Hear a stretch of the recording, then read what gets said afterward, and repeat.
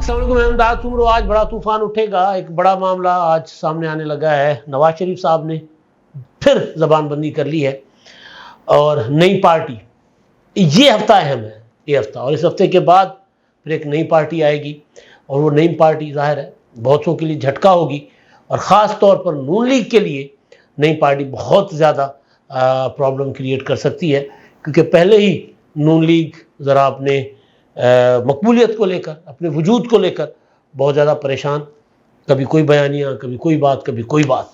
तो बहरहाल आगाज़ करते नवाज शरीफ साहब की खामोशी से।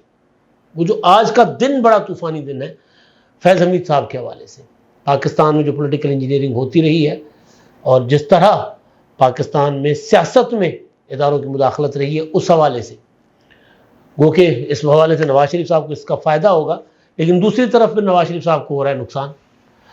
तो बहरहाल हुआ यह है कि जी नवाज शरीफ साहब ने कुछ दिन पहले ज़रा दबंग किस्म की स्टेटमेंट दे दी थी।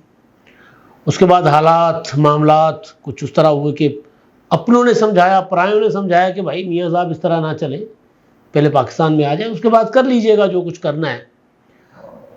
अब कल मियाँ नवाज शरीफ साहब से मुलाकात करने के अमीर मकाम उनके साहबजादे के दफ्तर में, और मियाँ साहब की रूटीन है, वहाँ से उतरते हैं सीढ़ियाँ और सहाफ़ियों को हेलो हाय करते जाते हैं, और ये भी उनकी रूटीन है कि बात नहीं करते, अक्सर बात नहीं करते। और कल भी मियाँ साहब ने बात नहीं की थी। हालांकि जो माहौल बन गया हुआ ना नवाज शरीफ साहब की वापसी का, और लोग सुनना चाह रहे हैं कि अब नवाज शरीफ साहब क्या चाहते हैं, क्या कहते हैं, क्या पेश करेंगे लोगों के सामने कि जी मैं क्या दूंगा आपको, क्या लाऊंगा आपके लिए। लंदन से तो कुछ नहीं ला सकते, लेकिन इक़्तिदार में आकर, पाकिस्तान आने के बाद इंतखाबात में आपको क्या नारा दूंगा, इंतखाबात में आपके साथ क्या वादा करूंगा। शायद लोग अब इस वादे पे या इस क्या होता है ऐलान पे, इस अज़म पे ना इक्तफा करें कि जी मैं आऊँगा और मैं फैज़ हमीद और बाजवा की वाट लगा दूंगा और उनको जेल भेज दूंगा। तो लोग कहेंगे जी वो जेल चले जाएं तो हमारे पेट से जो पत्थर बंधा हुआ उसका क्या करेंगे आप, कोई मुआशी प्लान दे, है क्या आपके पास। लोग तो ये मांग रहे हैं ना। पीछे एक चीज़ जो मुस्लिम लीग नून के दोस्तों ने, जाहिर है कि नवाज शरीफ के पास एक मुआशी प्लान है और वो आते उस पर अमल दरामद करेंगे, तो उस पर दिल जलों ने ये कहना शुरू कर दिया, और मुस्तफा नवाज खोखर ने तो ट्वीट भी कर दिया था कि अगर मियाँ नवाज शरीफ साहब के पास कोई मुआशी प्लान है तो फिर 16 महीने पहले उन्होंने अपने भाई शहबाज शरीफ साहब को क्यों नहीं दिया कि उस पर आगाज़ कर लेते, मुल्क के हालात बेहतर होते और उस बुनियाद पर इंतखाबात जीत कर आ जाते। इस वक्त तो जो 16 महीने की हुकूमत की कारकर्दगी है वो पाँव की बेड़ी बनी हुई है ना इत्तेहादियों की। ये नहीं कोई अगर ये समझे कि सिर्फ और सिर्फ नून लीग के पाँव की बेड़ी है, नहीं, ये पीपल्स पार्टी के पाँव की जंजीर भी है। पीपल्स पार्टी उससे अपने आप को निकाल नहीं सकती। मौलाना फजल रहमान भी उस हुकूमत में, क्योंकि वजारतें जब ली हैं तो फिर नफ़ा नुकसान बराबर शेयर होता है, यानी जितना जितना जिसने इंजॉय किया है, जिसने जितना इक़्तिदार में हिस्सा लिया है, तो नून लीग ज़ाहिर है ज़्यादा उसका नफ़ा या नुकसान शेयर करेगी, लेकिन करेंगे सब। तो बहरहाल तो वो उस वक्त अगर दे देते मियाँ साहब प्लान तो फिर कुछ और होता। लेकिन मियाँ साहब ने जब कहा कि जी मट्टी पाव पॉलिसी नहीं चलेगी, फैज़ हमीद और कमर जावेद बाजवा का नाम पहले लेना चाहिए, पता नहीं मेरी ज़बान पे फैज़ हमीद का नाम पहले क्यों आ जाता है। शायद इस वजह से कि आज अभी थोड़ी देर में आपको यूँ स्क्रीनें लाल नज़र आएंगी। बड़ा दिन है ना आज, फट्टे लगेंगे, ब्रेकिंग न्यूज़ आएगी इस हवाले से, और कोई पता नहीं सुप्रीम कोर्ट लाइव ही ना चला दे ये मामला जो चलने जा रहा है अभी थोड़ी देर में। तो बहरहाल तो नवाज शरीफ साहब वहाँ से निकले और सहाफ़ी तवक्को करके वहाँ पर उन्होंने सवाल किया कि जी आप अपने उस स्टेटमेंट पर, अपने उस अज़म पर कायम है कि नहीं कायम। ये सोचकर सहाफ़ी वहाँ गए ना, लेकिन मियाँ साहब ने कोई बात नहीं की, चुप करके चले गए, खामोशी से चले गए। मियाँ साहब मतलब बहुत ही ज़्यादा कैलकुलेटेड आदमी है, बहुत ही ज़्यादा। यानी इमरान खान साहब जितने खलंडरे हैं मियाँ नवाज शरीफ साहब उतने कैलकुलेटेड हैं। عمران خان کو تو پتہ نہیں ہوتا نا کون سی بات کب کہاں کرنی ہے کب کہاں نہیں کرنی. وہ جو نہیں کرنی ہوتی وہ کر لیتے, جو کرنی ہوتی وہ نہیں کرتے, کیلکولیشنس نہیں ہوتی. کیونکہ وہ صرف آئینہ دیکھ کر نا اپنے آپ پر ان کو لگتا ہے کہ جی میں اتنا خوبصورت ہوں تو لہٰذا جو میں بولوں گا وہ ہیرے موتی جواہرات میرے منہ سے جھڑیں گے. وہ یہ سمجھتے ہیں, ایسا نہیں ہوتا. میاں نواز شریف صاحب سیانے آدمی ہیں, بات جو کرنی تھی کر لی, کرنے کے بعد چپ کر لیا. اب کبھی رانا ثناءاللہ وضاحت کر رہے ہیں, کبھی جاوید لطیف صاحب وہ اسٹیٹمنٹ واپس لے رہے ہیں میاں نواز شریف صاحب کی, کبھی کچھ کبھی کچھ. یعنی پیغام بھی چلا گیا اور اس کے بعد پھر پارٹی لگا دی کہ جو رائتا پھیل گیا اس کو ذرا ٹاکی شاکی لگا دو, صاف کر دو اس کو. تو سیانے آدمی ہے, کاریگر آدمی ہے. اب نواز شریف صاحب نے اپنی زبان کی کر لی ہے فی الحال بند. اب وہ کب بولیں گے؟ پاکستان آنے سے پہلے ایک پریس کانفرنس کریں گے, یقینی طور پر کریں گے. ہو سکتا ہے اس سے پہلے کئی اور پریس کانفرنسز کریں. ابھی کافی ٹائم ہے, آج 28 ہے تو 2 دن اور 23 دن ابھی ہیں, 22 دن نواز شریف صاحب کی جو تاریخ انہوں نے دی ہے واپسی کے لیے اس میں. تو ہو سکتا ہے پھر وہ اپنی اس بات کو ریپیٹ کریں, یا ہو سکتا ہے کہ وہ سرفراز بگٹی کا جو میسج تھا کھلا وہ سمجھ گئے اور پھر فی الحال ٹھنڈ پروگرام کی طرف میاں نواز شریف صاحب چلے جائیں. اچھا, اب آج دوسرے معاملے کی طرف آتا ہوں. آج سپریم کورٹ آف پاکستان میں 3-3.5 سال کے بعد, بلکہ 4 سال کے بعد, فیض آباد دھرنا کیس کی نظر ثانی کی جو اپیلیں ہیں, نظر ثانی کی درخواستیں ہیں, ان کی سماعت ہے. میں نے کل کہا تھا نا کہ اداروں نے ہاتھ کھڑے کر دیے, باقی بچتا ہے وفاقی وزارت دفاع. اگر اس نے ہاتھ کھڑے کر دیے تو پھر ظاہر ہے پھر فیض حمید صاحب کو تو پھر پھینک دیا جائے گا نا کہ جی کھیلو باکسنگ کرو, یہی ہوتا ہے نا. اور ممکن ہے کہ نواز شریف صاحب کا ٹارگٹ ہی یہی تھا کہ باجوہ کے احتساب کا مطالبہ کر کے فیض حمید کے احتساب تو لے لینا کم از کم.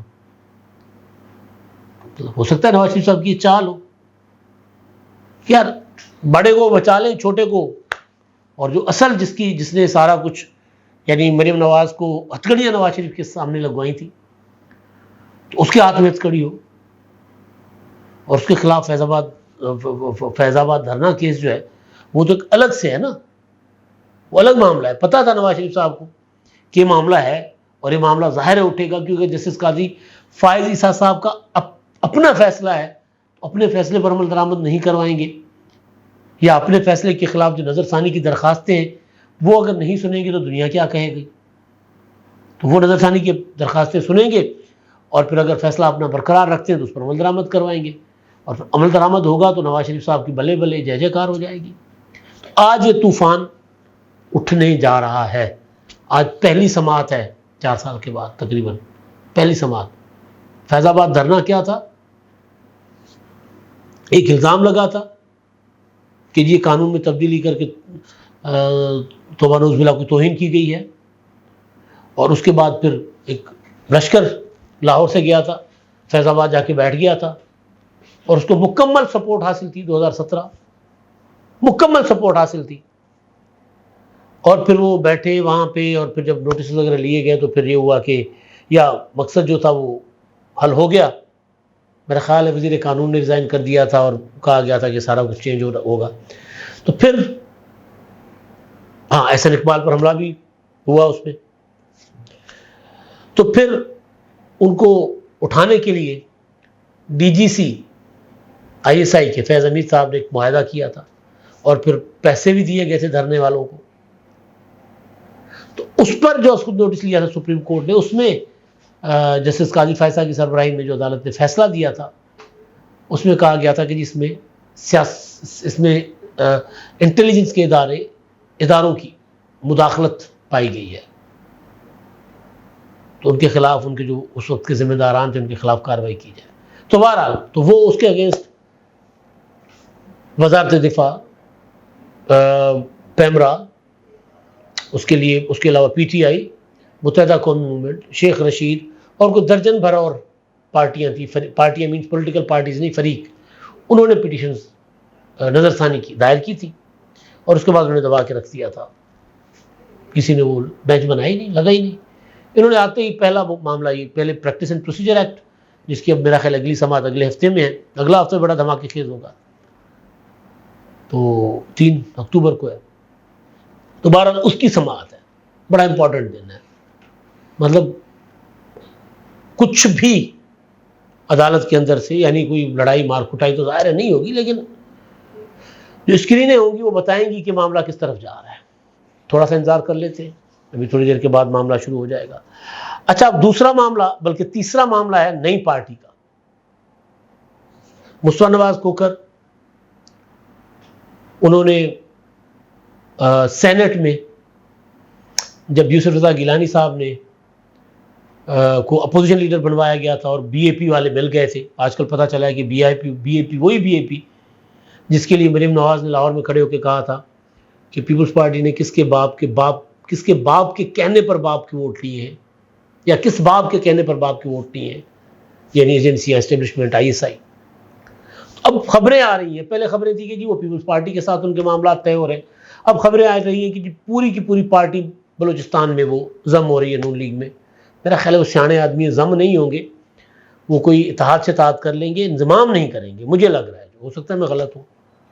اچھا, تو دوسرا, اس بنیاد پر پھر مصطفیٰ نواز کھوکھر کے پارٹی کے ساتھ اختلاف ہوئے تو مصطفیٰ نواز نے کہا تھا کہ جی یہ غلط ہوا ہے, ہم نے بی اے پی سے ووٹ کیوں لیے, وہ حکومت میں بھی ہیں اور اپوزیشن میں بھی ہیں. تو پھر انہوں نے آگے چل کے بلاول بھٹو زرداری کے ترجمان تھے, اس سے انہوں نے ریزائن کر دیا, اور پھر آگے چل کے جو تحریک عدم اعتماد اور اس کے بعد کچھ اور معاملات ہوئے تھے, تو اس پر مصطفیٰ نواز کھوکھر نے بہرحال وہ زرداری صاحب نے کہا تھا ان کو کہ جی سینیٹرشپ سے ریزائن کر لو. پھر سینیٹرشپ سے ریزائن کی اور آہستہ آہستہ پارٹی چھوڑ گیا. شاید خاقان عباسی کمفرٹیبل نہیں تھے مسلم لیگ نون میں. مفتاح اسماعیل بنیادی وجہ تھے مسلم لیگ نون میں ان کے اختلافات کی وجہ سے, کیونکہ مفتاح اسماعیل وزیر خزانہ تھے, اور وزارت خزانہ سے ان کو ہٹائے جانے کے بعد پھر شاید خاقان عباسی کے مسلم لیگ نون کے ساتھ معاملات گڑبڑ ہو گئے. ان تینوں نے مل کر ری امیجننگ پاکستان کا ایک فورم بنایا اور ایک پورے ملک میں سیمینار کروائے, اور اب یہ پارٹی بنانا چاہتے ہیں. اور اب انہوں نے ایک رکاوٹ ہے, وہ ہے شاید خاقان عباسی پارٹی بنانے میں وہ بھی ڈیسائیڈ نہیں کر پا رہے ابھی تک. کل شام جو میں نے ساری ڈیٹیل لی, اس وقت تک وہ بھی ڈیسائیڈ نہیں کر پا رہے تھے کہ پارٹی بنانی ہے نہیں بنانی. وہ پارٹی کی ضرورت کا اظہار تو کھل کر ٹی وی چینلز پر کر رہے ہیں. وہ یہ بھی کہہ رہے ہیں کہ مسلم لیگ نون کی سیاست سے میں مطمئن نہیں ہوں, وہ سیاست ٹھیک نہیں ہے. لیکن جب پارٹی بنانے کی بند کمرے کے اندر بات ہوتی ہے یا ٹی وی ٹاک شو میں ہوتی ہے, تو پھر اس میں وہ اگر مگر چونکے چنانچے کرتے. مصطفیٰ نواز کھوکھر اور مفتاح اسماعیل صاحب بالکل اس بات پر ایگری ہیں کہ جی پارٹی بننی چاہیے. باقی جو ان کے دوست ہیں, رئیسانی صاحب ہیں یا ہوتی صاحب ہیں, وہ سارے. اب ایک ہفتے کا ٹارگٹ میرے سورسز کہہ رہے ہیں کہ ان لوگوں نے رکھا ہے, ایک ہفتے کے اندر اندر پارٹی بنا لینی چاہیے. اور سورسز یہ کہہ رہے ہیں کہ جی مفتاح اسماعیل صاحب, اپنا شاہد خاقان عباسی صاحب تقریباً آمادہ ہیں, لیکن جب تک مکمل آمادہ نہ ہو تو پھر وہ تو گڑبڑ ہوگی نا. تو جو میں نے کہا نا کہ نون لیگ کو پرابلم اس سے ہوگی, کیونکہ شاہد خاقان عباسی کے جانے سے ایک جھٹکا نون لیگ کو لگے گا. وہ سابق وزیر اعظم ہے, وہ پولیٹیکلی کچھ بڑی کارکردگی دکھا پاتے ہیں, نہیں دکھا پاتے نون لیگ چھوڑنے کے بعد, لیکن فوراً وہ جو ایک بنے گا نا تاثر کہ یار نون لیگ کو تو اتنے بڑے آدمی نے چھوڑ دیا, ابھی تک وہ نون لیگ میں ہے. تو ایک ہفتہ یہ بڑا امپورٹنٹ ہے. اسی ہفتے میں فیصلہ ہونا ہے کہ پارٹی بننی ہے یا نہیں بننی, اور نہ کا سوال بالکل نہ ہونے کے برابر ہے. اور دوسرا یہ کہ کیونکہ اب الیکشن کمیشن نے حلقہ بندیاں فائنل کر دی مینس کہ وہ حتمی اپنا ابتدائی فہرست جاری کر دی ہے.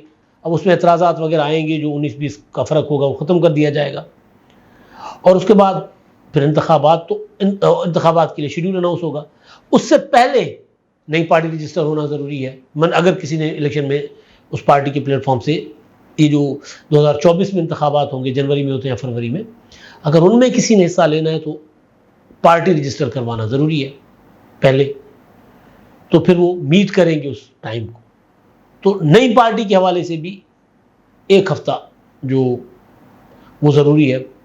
اور اس کے بعد پھر نظر آئے گا کہ سیاست پاکستان میں ایک اور یعنی آئی پی پی اور دوسرا پی ٹی آئی پارلیمنٹیرین اور پھر ایک یہ نئی پارٹی. ویسے تو وہ خادمین سندھ بھی کوئی پارٹی رجسٹر ہوئی ہے, کوئی ایک دو اور بھی ہوئی ہے, لیکن بہرحال یہ والی پارٹی. اگر جو میرا ان لوگوں کے ساتھ گپ شپ رہی ہے ان کا خیال ہے کہ وہ ایک الیکشن نہیں, وہ ایک لمبا ٹارگٹ, ایک الٹرنیٹ پارٹی جو ان آزمائی ہوئی پارٹیوں سے الگ کوئی پارٹی ہو, اور پھر وہ لوگ جو ان سے مایوس ہیں ان کو اٹریکٹ کرنے کے لیے وہ سارا کچھ کر رہے ہیں.